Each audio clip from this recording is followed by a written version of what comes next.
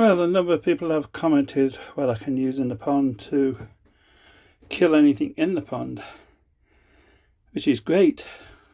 It's nice to know people take an interest. The problem is I can't really put anything in the pond unless I can find out what is in the pond in the first place. I can find no parasites in the water, no parasites on the wall of the pond, and no parasites or fluke or anything on the fish. The fish are all clear. And I've lost, let's say, 7 fish in 10 days for no apparent reason. Other than it something going into the pond that I can't detect from the rain or from the wind or something like that. I know farmers have been spraying fields. I thought about that could have gone into the pond. I also know the local councils have been spraying the hedgerows with a weed killer, and I thought that could have gone into the pond. But unless I can find something, then I can't treat it really. I do have a lot of products on hand. I always, in the winter, buy stuff in when it is cheap. Cheaper than buying it in the summer when things do go wrong.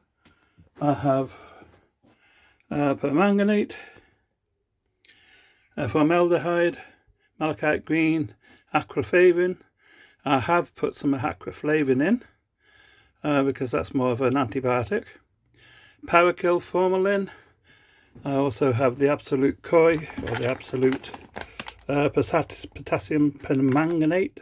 It's always a difficult word for me to say, which I can put into a pond as well. And then I have the clover leaf there, which can go into the pond. And these two are the fluke M, which can go into the pond. And I also have the one that I like, which is the Fluke Salt Plus. The Fluke Salt Plus, you get a lot of people now using all different things, and there is a number one that people do buy for the ponds for fluke, but the Fluke Salt Plus, I think the new ingredients in it and the way it's been changed, and the new one I think it's the Fluke Salt XL or XE that's come out. They say that is very good as well. But again, unless I can find something in the pond or on the fish, then I can't use any of them. The only one I can use is the acroflavin, this one here. And like I say, I put some of that in the pond. The first dose, the second dose will be going in on Thursday. I've also put salt in the pond, which I normally use salt anyway, and I always buy a big bag of it, which I buy every year. This is the food grade salt that I put in the pond, and I also put other stuff into the pond as well with salt additives in, which I found helps during the winter.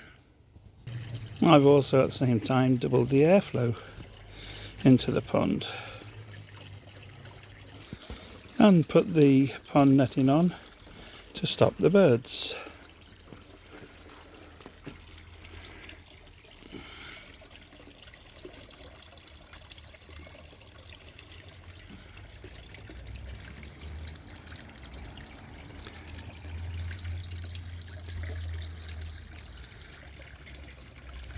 The fish are still swimming around, but they just don't seem as active as they normally are. They just seem very lethargic, just swimming around in one spot and not bothering to go anywhere else. And they're still not eating.